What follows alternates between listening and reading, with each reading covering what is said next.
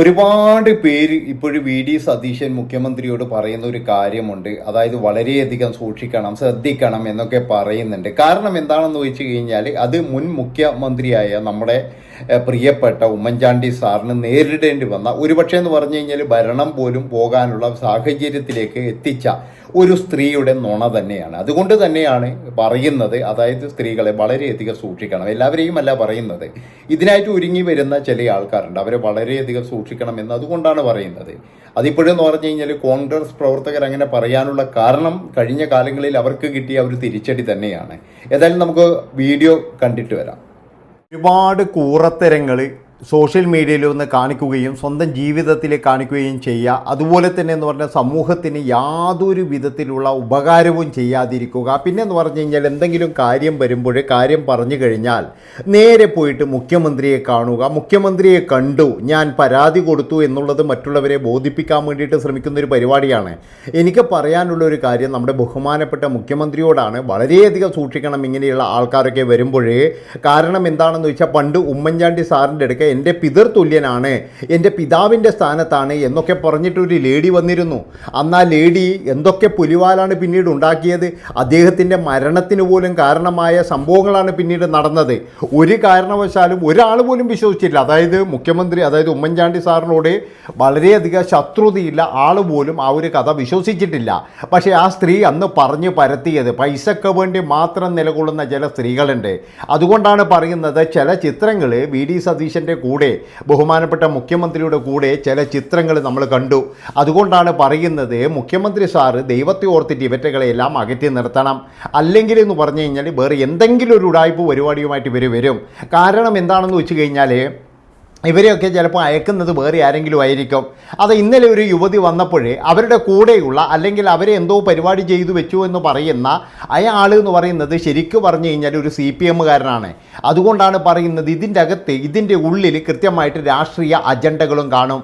അത് വളരെയധികം സൂക്ഷിക്കണം. ഇവിടെയുള്ള ഫെമിനിസ്റ്റുകളൊക്കെ വിചാരിച്ചത് എന്താണെന്ന് വെച്ചാൽ വീണ്ടും LDF അധികാരത്തിൽ വരും എന്ന് തന്നെയാണ്. കാരണം കഴിഞ്ഞ ആ ഒരു ഭരണകാലത്തെ കൃത്യമായി പറഞ്ഞു കഴിഞ്ഞാൽ ഇവിടെയുള്ള കുറേ ഫെമിനിസ്റ്റുകൾ ഭയങ്കരമായിട്ട് അഴിഞ്ഞാടിയ ഒരു വർഷം തന്നെയായിരുന്നു എന്ന് ഞാൻ പറയുള്ളൂ. കാരണം എന്താണെന്ന് വെച്ചാൽ പല തരത്തിലെന്ന് പറഞ്ഞു കഴിഞ്ഞാൽ വളരെ മോശമായ കാര്യങ്ങൾ ചെയ്തിട്ട് അവർ തന്നെ പിന്നീട് എന്ന് പറഞ്ഞു കഴിഞ്ഞാൽ അതിനെതിരെ പരാതി കൊടുത്തിട്ട്, ഇപ്പം നിങ്ങൾക്ക് എല്ലാവർക്കും ഓർമ്മയുണ്ടോയെന്നറിയില്ല, അതായത് ബസ്സിൽ പോകുമ്പോൾ ഫോട്ടോ എടുത്ത് വീഡിയോ എടുത്ത് പ്രചരിപ്പിച്ച് ഒരു യുവാവ് ശരിക്കും ജീവനൊടുക്കുകൂടി ചെയ്ത സംഭവങ്ങൾ വരെയുടെ ഉണ്ടായിരുന്നു. അതിനൊക്കെ എന്ന് പറഞ്ഞാൽ കൃത്യമായിട്ട് കേസും കാര്യങ്ങളൊക്കെ നടന്ന ഒരു സ്ഥലമാണ്. അതുകൊണ്ടാണ് ഞാൻ പറയുന്നത്, പല തരത്തിലെന്ന് പറഞ്ഞ ആൾക്കാർ മുഖ്യമന്ത്രിൻ്റെ ഓഫീസുമായിട്ട് ബന്ധപ്പെടാൻ ശ്രമിക്കും. അതിലെന്ന് പറഞ്ഞാൽ എല്ലാവരും ജെനുവിനല്ല. എല്ലാവരുടെയും ലക്ഷ്യം എന്ന് പറഞ്ഞു കഴിഞ്ഞാൽ വേറെ എന്തെങ്കിലും ആയിരിക്കും. ചിലപ്പോഴെന്ന് പറഞ്ഞാൽ ഇതിലെ കുടില ബുദ്ധി കാണുന്ന ഒരുപാടെണ്ണം ഉണ്ടാകും. ഉമ്മൻചാണ്ടി സാറിനെ പോലെയുള്ള ഒരാളെ അങ്ങനെ പറയണമെങ്കിൽ നിങ്ങൾ ആലോചിച്ച് നോക്ക്, ആ ഒരു സ്ത്രീയുടെ നിലവാരം നിങ്ങൾ ആലോചിച്ച് നോക്ക്. പിന്നീട് ആ സ്ത്രീ ശരിക്കും പറഞ്ഞു കഴിഞ്ഞാൽ ആ സ്ത്രീ കിടന്ന് ഉറങ്ങിയിട്ടുണ്ടോ മര്യാദയ്ക്ക്? ഇപ്പോഴെന്ന് പറഞ്ഞാൽ ആർക്കും വേണ്ടാതെ രോഗം ബാധിച്ച് ഒടുങ്ങാനായ ഒരവസ്ഥയിലാണുള്ളത് എന്നുള്ളതാണ്. അതാണ് നിങ്ങൾ മനസ്സിലാക്കേണ്ടത്. അതുകൊണ്ട് ഈ ഒരു ഭരണം, അതായത് ഇപ്പോൾ വി ഡി സതീശ സർക്കാരിൻ്റെ ഭരണത്തിലും ഇതുപോലെയുള്ള ഒരുപാടെണ്ണം കയറി വരാനുള്ള സാധ്യതകളുണ്ട്. ഇന്നലെ ഇപ്പോഴെന്ന് പറഞ്ഞാൽ ഒരു സ്ത്രീ കയറി വന്നതും പിന്നീട് എന്ന് പറഞ്ഞു കഴിഞ്ഞാൽ അവരുടെ ഭർത്താവ് പുറത്തു വിട്ടിരിക്കുന്ന ഞെട്ടിക്കുന്ന തരത്തിലുള്ള ഒരുപാട് വോയിസുകളും കാര്യങ്ങളൊക്കെ ഉണ്ട്. ഈ സ്ത്രീ കൃത്യമായിട്ട് ആ ഭർത്താവിനെതിരെ കേസ് കൊടുക്കാൻ പോയതാണ്. അങ്ങനെ കേസ് കൊടുത്ത് തിരിച്ചു വരുമ്പോഴേക്കാണ് അവിടെ മറ്റൊരുത്തം പറയുന്നത്, അതായത് നിൻ്റെ ആദ്യ ഭർത്താവിനെ നീ കൊടുക്കാൻ വേണ്ടിയിട്ട് ഇപ്പോഴും നീ അവനെതിരെ പോയിട്ടൊരു കംപ്ലയിൻറ്റ് ചെയ്യണം. അതായത് ഇവരൊക്കെ എന്ന് പറഞ്ഞാൽ ഇവർക്ക് രാഷ്ട്രീയമോ കാര്യങ്ങളോ ഒന്നും വേണ്ട. ഇവരൊക്കെ വിചാരിച്ചു കഴിഞ്ഞാൽ എങ്ങനെ വേണമെങ്കിലും മുഖ്യമന്ത്രിയൊക്കെ കാണാൻ കഴിയും. അതാണ് ഇതിൻ്റെ ഒരു പ്രത്യേകത. ഒരു സാധാരണ മനുഷ്യൻ പോയി കഴിഞ്ഞാൽ ഒരിക്കലും അങ്ങോട്ട് എത്താൻ കഴിയില്ല. പക്ഷേ ഇങ്ങനെയുള്ള ആൾക്കാരെയൊക്കെ സഹായിക്കാമെന്ന് പറഞ്ഞാൽ ഇവരുടെ പാർട്ടിയിൽ തന്നെയുള്ള ആൾക്കാരുണ്ടാകും.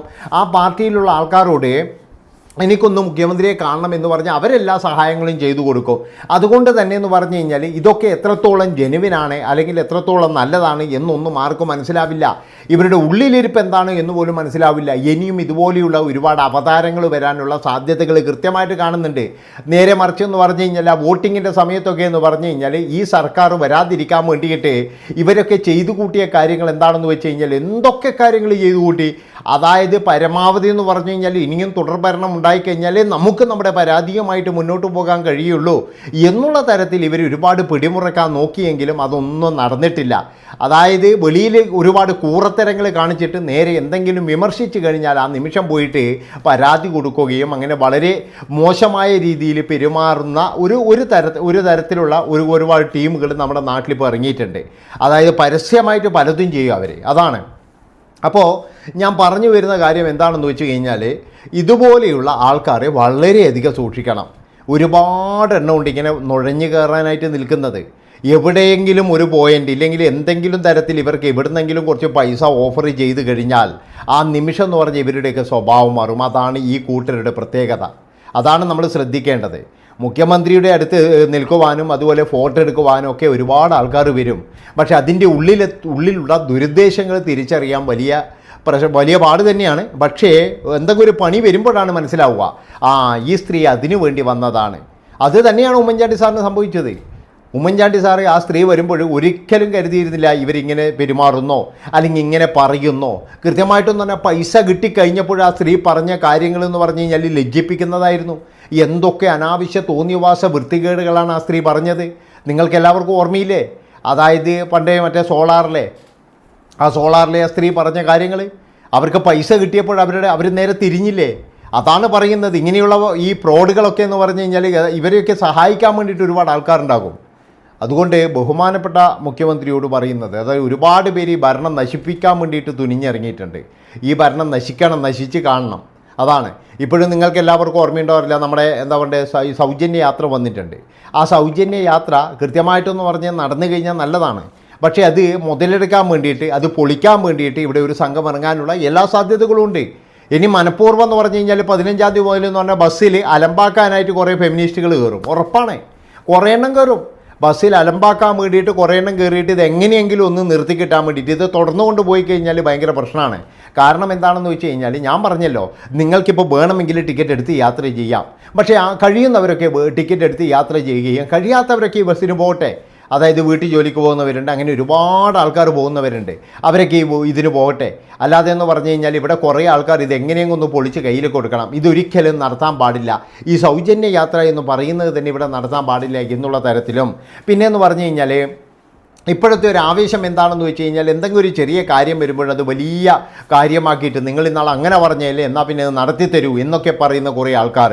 അതായത് ഈ ഭരണം ഇതിവിടെ ശരിയാവില്ല, ഇത് ഈ വർഷം കൊണ്ട്, അതായത് 2-3 വർഷം കൊണ്ട് തന്നെ തീർക്കണം എന്നുള്ള തരത്തിൽ ഇവിടെ എന്ത് നെറികേട് വിളിച്ചു പറയാനും അല്ലെ എന്ത് നാറിത്തരം ചെയ്യാനും ഒരുപാട് ആൾക്കാർ ഇറങ്ങിയിട്ടുണ്ട്. അതുകൊണ്ടാണ് പറയുന്നത് ബഹുമാനപ്പെട്ട മുഖ്യമന്ത്രി തീർച്ചയായിട്ടും ശ്രദ്ധിക്കണം. കാരണം എന്താ വെച്ചാൽ ഏതെങ്കിലും പഴുതിലൂടെ ഇതുപോലെയുള്ള കുടില ബുദ്ധികൾ കയറി പറ്റാനുള്ള സാധ്യതകൾ കൂടുതലാണ്. അതുകൊണ്ടാണ് പറയുന്നത് വളരെയധികം സൂക്ഷിച്ച് കൈകാര്യം ചെയ്യണം.